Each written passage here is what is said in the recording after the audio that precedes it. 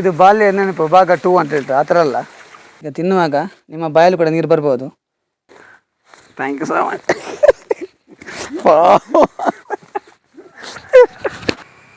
Hi guys, welcome back my YouTube channel.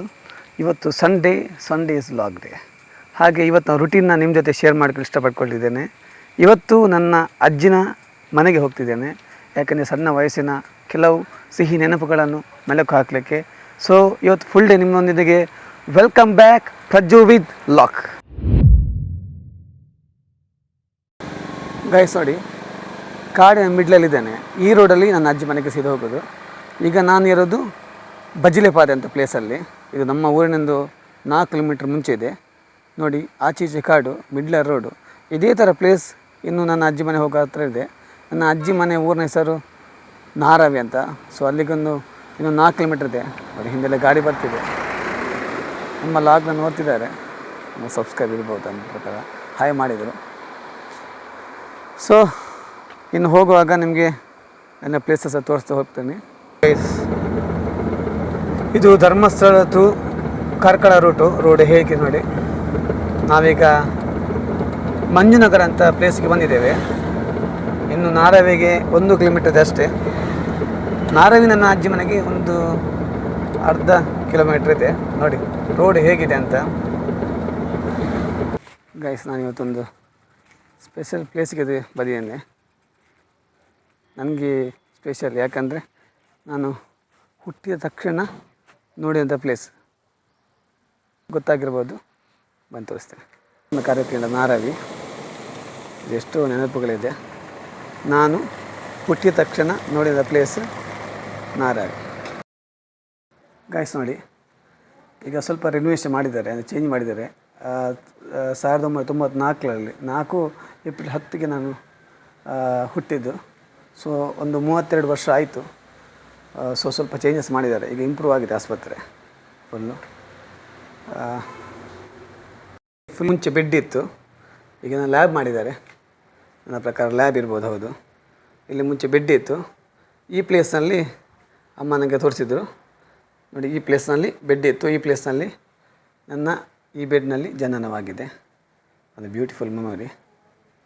Guys ನೋಡಿ, ಇನ್ನೊಂದು ಪ್ಲೇಸಿಗೆ ಬಂದಿದ್ದೇನೆ. ಇದು ಕೂಡ ನನಗೆ ಭಾಳ ಇಷ್ಟವಾದ ಪ್ಲೇಸ್. ನಾನು ಕಲಿತಂತಹ ಪ್ರೈಮರಿ ಶಾಲೆ ನಾರಾವಿ ಸರ್ಕಾರಿ ಶಾಲೆ. ಇಲ್ಲಿ ನಾನು 3ನೇ ಕ್ಲಾಸ್ ತನಕ ಓದಿದ್ದೇನೆ. ಒಳ್ಳೊಳ್ಳೆ ಮೆಮೊರೀಸ್ ಇದೆ. ನಂತರ ನಾನು 3ನೇಯಿಂದ ನಮ್ಮ ಊರಲ್ಲಿ ಕೂಕ್ರಬೆಟ್ಟು ಶಾಲೆಯಲ್ಲಿ ಓದಿದ್ದು. ಬಟ್ ಈಗಲೂ ನನಗೆ ನೆನಪಿದೆ. ನೋಡಿ, ನನ್ನ ಹಿಂದೆ ಪ್ಲೇಸ್ ಕಾಣುತ್ತಲ್ಲ, ಇಲ್ಲಿ ನಾವು ಪ್ರೇಯರ್ಗೆ ನಿಂತಿದ್ವಿ. ನನ್ನ ಫ್ರೆಂಡ್ಸ್ ಯಾರಾದರೂ ನೋಡ್ತಿದ್ರೆ ಪ್ಲೀಸ್ ಕಮೆಂಟ್ ಮಾಡಿ.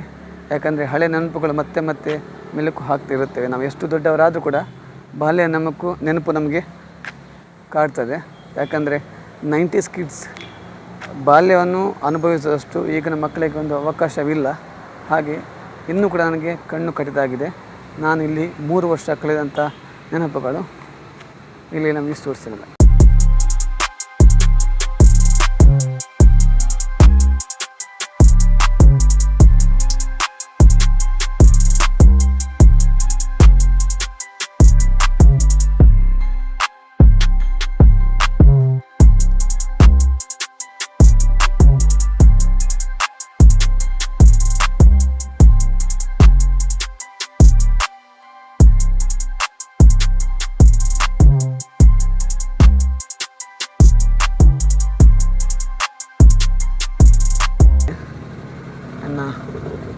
ಅಣ್ಣನಿಗೆ ನಾನು ಬರ್ತೇನೆ ಅಂತ ಹೇಳಿದ್ದೇನೆ, ಮೆಸೇಜ್ ಹಾಕಿದ್ದೇನೆ.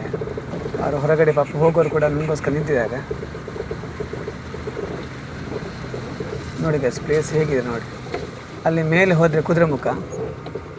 ಇಲ್ಲಿ ಜಸ್ಟ್ ಒಂದು 15 ಕಿಲೋಮೀಟರ್ ಇರ್ಬೋದು ನೋಡಿ.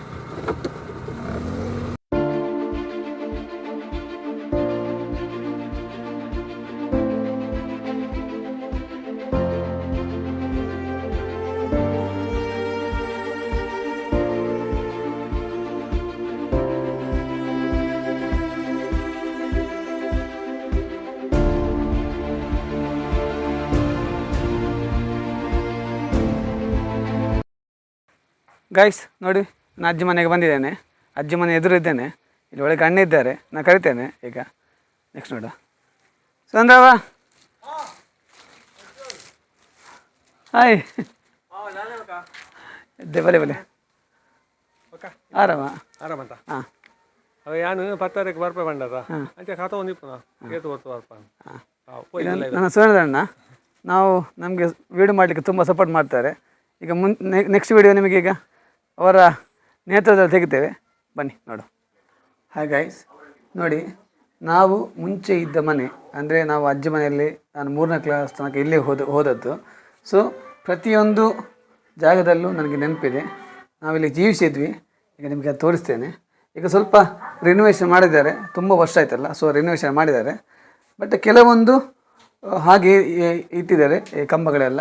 ಬಟ್ ಸ್ವಲ್ಪ ರಿನೋವೇಷನ್ ಮಾಡಿದ್ದಾರೆ, ಅದು ನಿಮಗೆ ತೋರಿಸ್ತೇನೆ ಬನ್ನಿ. ಹಳೆಯ ಕಂಬಗಳು ಹಾಗೆ ಹಳೆಯ ಮುಚ್ಚಿಗೆ. ನನ್ನ ಪ್ರಕಾರ ಇದಕ್ಕೆ ಒಂದು 100 ವರ್ಷ ಆಗಿರ್ಬೋದು, 100 ವರ್ಷ ಆಗಿರ್ಬೋದು.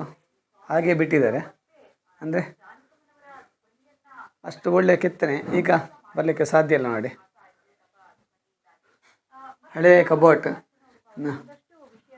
ಅಜ್ಜನ ಕಾಲದಿಂದ, ಬಟ್ ಈ ಥರ ಕಬೋಟು ಈಗ ಸಿಗಲಿಕ್ಕಿಲ್ಲ, ಅಷ್ಟು ಗಟ್ಟಿ ಇದೆ ನೋಡಿ. ಈಗೆಲ್ಲ ಕಬ್ಬಿಣದ ಬರೋದು.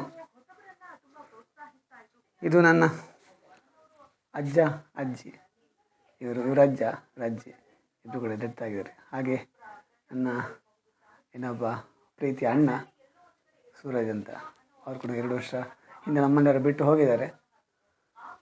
ಅವರು ನಮಗೆ ಕೂಡ ತುಂಬ ಸಪೋರ್ಟ್ ಮಾಡ್ತಿದ್ರು ವೀಡಿಯೋಸ್ಗೆಲ್ಲ.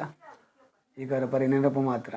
ನೋಡಿ ಇದು ನನಗೀಗ ಅಣ್ಣ ಸಪೋರ್ಟ್ ಮಾಡ್ತಿದ್ದಾರಲ್ಲ, ಅವರೇನು ಸಾಮಾನ್ಯ ಅಲ್ಲ. ನೋಡಿ ಎಷ್ಟು ಒಳ್ಳೊಳ್ಳೆ ಸ್ಕ್ರಿಪ್ಟ್ಗಳನ್ನು ಬರೆದು ಯೂಟ್ಯೂಬಲ್ಲಿ ಹಾಕಿದ್ದಾರೆ. ಅವರು TN ಪ್ರೊಡಕ್ಷನ್ ಅಂತ ಯೂಟ್ಯೂಬ್ ಇದೆ, ಅವರು ಕೂಡ ಸಪೋರ್ಟ್ ಮಾಡಿ. ನೋಡಿ ತುಂಬ ಸಾಂಗ್ಗಳನ್ನು ಅವರೇ ಬರೆದು ರಚಿಸಿದ್ದಾರೆ. ಕಲ್ಕುಡ ಮಹಿಮೆ, ಪುಷ್ಪಾನುಗ್ರಹ, ಅನ್ನದಾತ ಸಾಕ್ಷ್ಯಚಿತ್ರ ಉಂಟು. ಹಾಗೆ ನೋಡಿ ಅದವರ ಸ್ಕ್ಯಾನರ್, ನೀವು ಸ್ಕ್ಯಾನ್ ಮಾಡಿ ಬೇಕಾದ ಯೂಟ್ಯೂಬಲ್ಲಿ ನೋಡ್ಬೋದು. TN productions. ಇದು ಚಂದದ ಹೂಗಿಡ ನೆಟ್ಟು ನೋಡಿ. ನನ್ನ ಅಣ್ಣನಿಗೆ ಹೂಗಳನ್ನು ತುಂಬ ಇಷ್ಟ. ಅಷ್ಟೇ ಚೆಂದಾಗಿ ಅದು ಬೆಳೆದಿದೆ.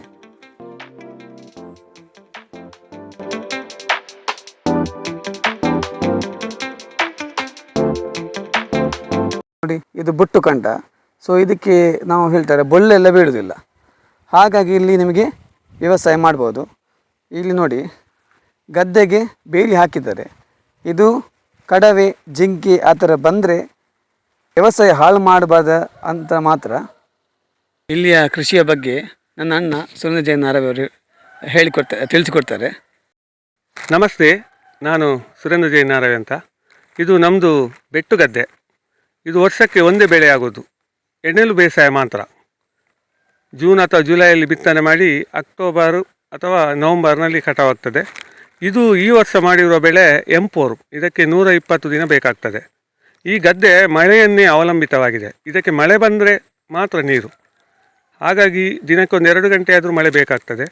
ಈ ಸಲ ಮುಂಗಾರು ಕೈಕೊಟ್ಟ ಕಾರಣ ನಾವು ಈ ವರ್ಷ ವ್ಯವಸಾಯ ಮಾಡುವುದಿಲ್ಲ ಅಂತ ಇದ್ದೆವು. ಆದರೆ ವರುಣದೇವನ ಕೃಪೆಯಿಂದ ಮತ್ತೆ ಮಳೆ ಬಂತು. ಹಾಗೆ 1 ವಾರ ಆದದಷ್ಟೇ ಬಿತ್ತನೆ ಮಾಡಿ. ಮತ್ತು ಇದಕ್ಕೆ ಕಾಡು ಹಂದಿ, ನವಿಲು, ಜಿಂಕೆ, ಕಡವೆ ತುಂಬ ಕಾಟ ಕೊಡ್ತದೆ. ಇದರ ರಕ್ಷಣೆಗೋಸ್ಕರ ನಾವು ಈ ಸುತ್ತ ಬೇಲಿ ಹಾಕಿರುವಂಥದ್ದು. ಇದರೆಲ್ಲ ಉಸ್ತುವಾರಿಯನ್ನು ನನ್ನ ಗೆಳೆಯ ರಾಜೇಶ್ ದೇವಾಡಿಗ ಅವರು ಮಾಡಿರುವಂಥದ್ದು. ನಾವು ಯಾಕೆ ಕೃಷಿ ಮಾಡೋದಂತಂದರೆ, ನಾವು ಊಟ ಮಾಡುವ ಅಕ್ಕಿ ನಾವೇ ಬೆಳಿಬೇಕು ಆ ದೃಷ್ಟಿಯಿಂದ. ಮತ್ತು ಗದ್ದೆಯನ್ನು ಹಾಗೆ ಬಿಟ್ಟರೆ ಅದು ಬರಡು ಆಗಿ ಹಾಳಾಗ್ತದೆ. ಮತ್ತು ಮುಂದಿನ ಜನಾಂಗಕ್ಕೆ ಕೃಷಿಯನ್ನು ಉಳಿಸಬೇಕು, ಬೆಳೆಸಬೇಕು ಎನ್ನುವ ಒಂದು ದೃಷ್ಟಿಯಿಂದ ನಮ್ಮಿಂದ ಆಗುವಷ್ಟು ನಾವು ವ್ಯವಸಾಯ ಮಾಡಬೇಕು. ನಾವು ಎಲ್ಲರಿಗೂ ಹೇಳುವುದೇನೆಂದರೆ, ನಮ್ಮ ತುಳುನಾಡಿನಲ್ಲಿ ಹೆಚ್ಚಾಗಿ ವಾಣಿಜ್ಯ ಬೆಳೆ ಮಾಡ್ತಾರೆ, ಆದರೆ ಆಹಾರ ಬೆಳೆಯನ್ನು ಯಾರು ಅಷ್ಟು ಮಾಡುವುದಿಲ್ಲ. ಸ್ವಲ್ಪ ಕಷ್ಟ ಉಂಟು ಹೌದು, ಆದರೆ ಯಾರು ಮಾಡದಿದ್ದರೆ ನಮಗೆ ತಿನ್ನಲಿಕ್ಕೆ ಆಹಾರ ಎಲ್ಲಿಂದ ಬರ್ತದೆ? ಈಗ ಬೇರೆ ಕಡೆಯಲ್ಲಿ ಮಾಡಿದ್ರಿಂದ ನಮಗೆ ಬರ್ತದೆ. ಹಾಗಾಗಿ ನಮ್ಮಲ್ಲಿ ಇದ್ದ ಗದ್ದೆಯನ್ನಾದರೂ ನಾವು ವ್ಯವಸಾಯ ಮಾಡಿ ಮುಂದಿನ ಜನಾಂಗಕ್ಕೆ ಕೃಷಿ ಸಂಸ್ಕೃತಿಯನ್ನು ಉಳಿಸಬೇಕು, ಬೆಳೆಸಬೇಕು ಎನ್ನುವ ದೃಷ್ಟಿಯಿಂದ ನಾವು ನಮಗೆ ಆಗುವಷ್ಟಾದರೂ ವ್ಯವಸಾಯ ಮಾಡಬೇಕಂತ ನನ್ನ ಒಂದು ಮನವಿ ಅಷ್ಟೇ.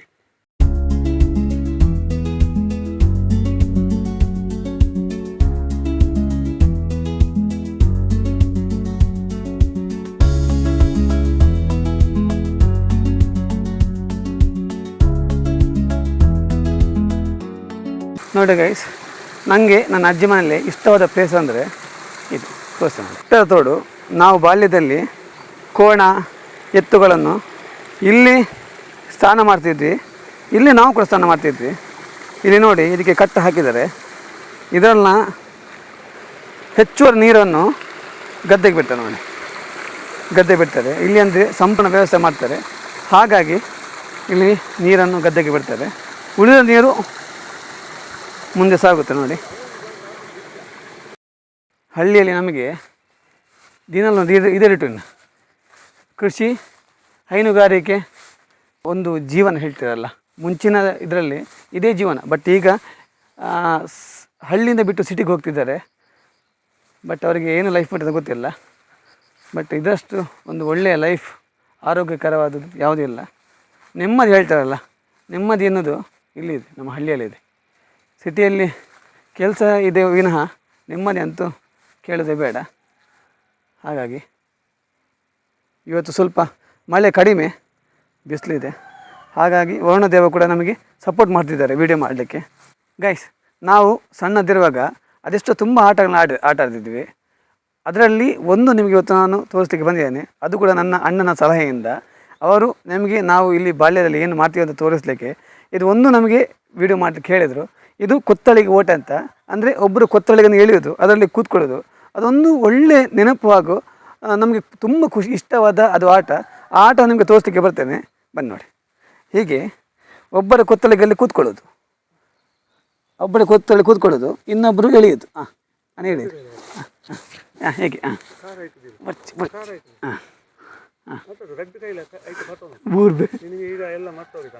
ಹೌದು. ಬೀಳ್ತೇನೆ. ಅಲ್ಲ, ಬೀಳ್ತೇನೆ ಕೈಯಲ್ಲಿ. ಆಗುದಿಲ್ಲ. ನಾನೀಗ ಸ್ವಲ್ಪ ಭಾರ ಆಗಿದೆ ನೋಡಿ, ಕಾಣುತ್ತಾ? ನೋಡಿ ನೋಡಿ, ಈ ಥರ ಭಾರ ಇರಲ್ಲ. ಈಗ ಭಾರ ಇದ್ದೆ ನೋಡಿ. ನೋಡಿ, ನಾನಾಗ ಹಲಸು ಹಣ್ಣು ಬೇಕಂತ ಹೇಳಿದ್ದೇನೆ. ಪಾಪ ಅಣ್ಣ ಅದಕ್ಕೋಸ್ಕರ ಮರ ಹತ್ತಿ ಹಲಸು ತಗೊಳ್ಳಿಕ್ಕೆ ಹೋಗ್ತಿದ್ದಾರೆ. ಜಾರುತ್ತೆ, ಬಸ್ ಜಾಗ್ರತೆ ಆಗಿರಬೇಕು. ಇದು ಹಣ್ಣು ಅಂತ ನಾವು ಈಗ ಬರೆಯುವಾಗ ಗೊತ್ತಾಗ್ತದೆ. ಹಣ್ಣ ಆದರೆ ಆ ಸೌಂಡಲ್ಲಿ ಗೊತ್ತಾಗ್ತದೆ.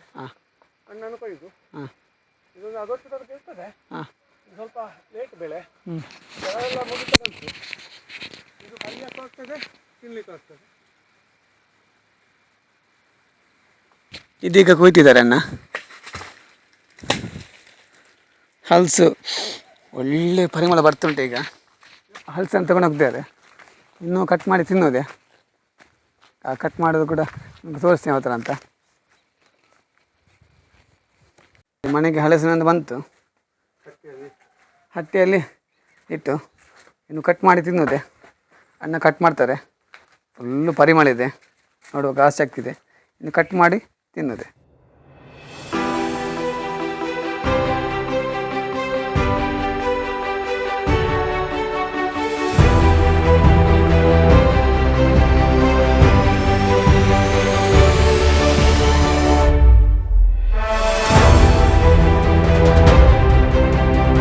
ನೋಡಿ ಎಷ್ಟು ಹಣ್ಣಾಗಿ ಎಷ್ಟು ಚೆಂದ ಇದೆ ನೋಡಿ. ಈಗ ತಿನ್ನುವಾಗ ನಿಮ್ಮ ಬಾಯಲ್ಲಿ ಕೂಡ ನೀರು ಬರ್ಬೋದು. ನಾವು ತಿನ್ನುವಾಗ ಈಗ ತೋರಿಸ್ತೇವೆ. ಕರೆಕ್ಟ್ ಹಣ್ಣಾಗಿದೆ. ಇದು ಯಾವುದು? ಇದಕ್ಕೆ ಹೆಸರುಂಟಲ್ಲ, ಯಾವುದು? ಇದು ಬರ್ಕೆ ಅಂತ. ಬರ್ಕೆ. ಇನ್ನೊಂದು ತುಳುವೆ. ತುಳುವೆ ಅಂದರೆ ಮೆದು. ಇದು ಬರ್ಕೆ, ಇದು ಗಟ್ಟಿ. ಟೇಸ್ಟ್ ಯಾವುದು? ಇದು ಅದ ಟೇಸ್ಟ್ ಕೆಲವರಿಗೆ ತುಳುವೆ ಇಷ್ಟ ಆಗ್ತದೆ, ಕೆಲವರಿಗೆ ಬರ್ಕೆ. ಆದರೆ ಅದು ಮೆದು, ಅದು ಅವರವರ ಮೇಲೆ ಡಿಪೆಂಡ್. ಇದು ನಾವು ಈಚೆ ತುಳುನಾಡಿನಲ್ಲಿ ಇದರದ್ದು ತಿಂಡಿ ಮಾಡ್ತೇವೆ. ಅದಕ್ಕೆ ಅಂತ ಹೇಳಿದ್ರು ಇದರಿಂದ ಒಂದು ದೋಸೆ ಮಾಡ್ತಾರೆ, ಬಲ್ಚಟ್ ಅಂತ, ಮತ್ತೆ ಕಡುಬು ಮಾಡ್ತಾರೆ, ಮತ್ತೊಂದು ಪಾಯಸದಾಗೆ ಹಂಗುಲಿ ಅಂತ ಮಾಡ್ತಾರೆ. ಹಂಗುಲಿಗೆ ಮಾತ್ರ ಇದೇ ಹಲಸಿನ ಹಣ್ಣು ಆಗ್ಬೇಕು, ಅದಾಗುದಿಲ್ಲ. ಬರ್ಕೆ ಮಾತ್ರ, ತುಳುವೆ ಆಗುದಿಲ್ಲ. ತುಳುವೆಯಲ್ಲಿ ಕಡುಬು ಆಗ್ತದೆ, ಮತ್ತೆ ದೋಸೆ ಗಾರಿ ಅಂತ ಹೇಳ್ತಾರೆ, ಅದು ಆಗ್ತದೆ. ಮತ್ತೆ ಇದರಲ್ಲಿ ಎಲ್ಲವೂ ಆಗ್ತದೆ. ಅಂದ್ರೆ ಈಗ ಕಡುಬು ಆಗ್ತದೆ, ಗಾರಿ ಆಗ್ತದೆ, ಅಂಗುಲಿ ಆಗ್ತದೆ. ಅಂಗುಲಿ ಮಾತ್ರ ಬರ್ಕೆಯಲ್ಲೇ ಆಗುದು. ಎಷ್ಟು ಸಾಫ್ಟ್ ಆಗಿದೆ, ಒಮ್ಮೆ ತಿನ್ನುವ. ತುಪ್ಪ, ಆಹಾ, ನಮ್ಮ ಮನೇಲಿ ಇಲ್ಲ ನೋಡಿ. ಬಾಲ್ಯದಲ್ಲಿ ನಾವು ಕೂಡ ಹೀಗೆ, ನಾನು, ಮಾವ, ಅಣ್ಣ, ನಮ್ಮ ಎಲ್ಲ ಇರ್ತಿದ್ರು. ಆಗ ನಾವು ಈ ಥರ ಕೂತ್ಕೊಂಡು ಒಟ್ಟಿಗೆ ತಿಂತಿದ್ವಿ. ಆ ಎಲ್ಲ ನೆನಪು ನೋಡುವಾಗ ಖುಷಿ ಆಗುತ್ತೆ. ಥ್ಯಾಂಕ್ ಯು ಸೋ ಮಚ್ ಅಣ್ಣ ಒಂದು ನೆನಪು ಕೊಟ್ಟಿದ್ದಕ್ಕೆ. ನಮಗೆ ಒಂದು ನೆನಪಾಯಿತು. ಯಾಕೆಂದರೆ ಈಗ ನಾನು ಒಬ್ಬನೇ ಇರೋದು. ಈಗ ರಜೆಯಲ್ಲಿ ನೀನು ಬಂದಾಗ ನನಗೆ ಎಲ್ಲ ಬಾಲ್ಯದ ನೆನಪಾಯಿತು. ಹೀಗೆ ನಮ್ಮ ಆದಷ್ಟು ನಮ್ಮ ಬಾಲ್ಯದ ನೆನಪುಗಳನ್ನು ಕ್ರೀಡೆಗಳ ಮುಖಾಂತರ ಹಂಚೋಣ. ಇಂದಿನ ಜನಾಂಗಕ್ಕೆ ಗೊತ್ತಾಗ್ತದೆ, ಮಕ್ಕಳಿಗೆ ಗೊತ್ತಾಗ್ತದೆ. ಹೌದು, ಖಂಡಿತ. ನಮ್ಮ ಮಾವ ಹುಲ್ಲು ಕಟ್ ಮಾಡಿ ತಂದರು, ಈಗ ಅದು ಕೊಟ್ಟಿಗೆ ಹಾಕ್ತಾರೆ. ದನಗಳು ಈಗ ಮೇಲಕ್ಕೆ ಹೋಗಿದೆ, ಈಗ ದನಗಳಿಗೆ ಹುಲ್ಲು ಹಾಕ್ತಿದ್ದಾರೆ. ಇನ್ನು ಅಕ್ಕಚ್ಚು ಕೊಟ್ಟು ಇನ್ನು ಇಲ್ಲಿ ಕೊಟ್ಟಿಗೆಯಲ್ಲಿ ಇನ್ನು ನಾಳೆ ಬೆಳಿಗ್ಗೆ ಬಿಡ್ತಾರೆ, ಮತ್ತೆ ಮಧ್ಯಾಹ್ನ ತನಕ ಬಿಸಿಲಿರ್ತಾರಲ್ಲ ಅದಕ್ಕೆ. 3 ಹಸು ಇದೆ ಅಲ್ಲಿ ನೋಡಿ. ಆಗ ನಾವು ಕಟ್ಟು ಮಾಡಿದಂಥ ಹಲಸನ್ನು ತಿಂತಿದೆ. ಯಾಕಂದರೆ ದನಗಳಿಗೆ ಹಲಸು ಅಂದರೆ ತುಂಬ ಇಷ್ಟ. ದನಗಳಂತ ಕಾಣಲ್ಲ, ನಮ್ಗೆ ಕೂಡ ಭಾರಿ ಇಷ್ಟ ನೋಡಿ. ಅತ್ತೆ ಖುಷಿ ಆಯಿತು ಹುಲ್ಲು ಹಾಕಿದ್ದು. ಯಾಕಂದರೆ ಪವಿತ್ರ ಪ್ರೀತಿಯನ್ನು ಪ್ರಾಣಿಗಳು ಮಾತ್ರ ಕೊಡಲಿಕ್ಕೆ ಸಾಧ್ಯ. ನೋಡಿ, ಇದು ನೋಡಿ, ಇದು ಬೈ ಹುಲ್ಲು. ಇದು ಮಳೆಗಾಲಕ್ಕೆ ಮಾತ್ರ, ಅಂದರೆ ಎಮರ್ಜೆನ್ಸಿ ಹೇಳ್ತೇವಲ್ಲ ಹಾಗೆ. ಮಳೆ ಜೋರಿದ್ದರೆ ಬಿಡಲಿಕ್ಕೆ ಆಗದಿದ್ದರೆ ಇದನ್ನು ಹಾಕೋದು ಬೈ ಹುಲ್ಲು ಹಾಗೆ. ನೋಡಿ, ಇದು ಬಾಲ್ಯ ನೆನಪು ಭಾಗ 2 ಅಂತ ಹೇಳ್ತಾರೆ. ಆ ಥರ ಅಲ್ಲ, ಇಲ್ಲಿ ನಾವು ಇದು ಬಾಲ್ಯದಲ್ಲಿ ಎಲ್ಲರೂ ಆಟ ಆಡಿರ್ತಾರೆ. ಯಾಕೆಂದರೆ ತುಳುನಾಡು ಅಂತಲ್ಲ, ಎಲ್ಲರೂ ಕೂಡ ಬಾಲ್ಯದ ಆಟ ಆಡಿರ್ತಾರೆ. ನಿಮಗೆ ತೋರಿಸ್ತೇನೆ ನೋಡಿ. ನಮ್ಮ ಅಣ್ಣ ಈಗ ಒಂದು ಆಟ ಆಡಲಿಕ್ಕೆ ಒಂದು ಆಟಿಕೆ ಮಾಡಿದ್ದಾರೆ. ಜಸ್ಟ್ ನೋಡಿ, ದೋಣಿ. ಇದು ಪ್ರತಿಯೊಬ್ಬರು ಬಾಲ್ಯ 90s ಕಿಡ್ ಖಂಡಿತವಾಗಿ ಮಾಡಿರ್ತಾರೆ ದೋಣಿ. ಇದನ್ನೀಗ ನನ್ನ ನೀರಲ್ಲಿ ಬಿಡ್ತಿದ್ದಾರೆ.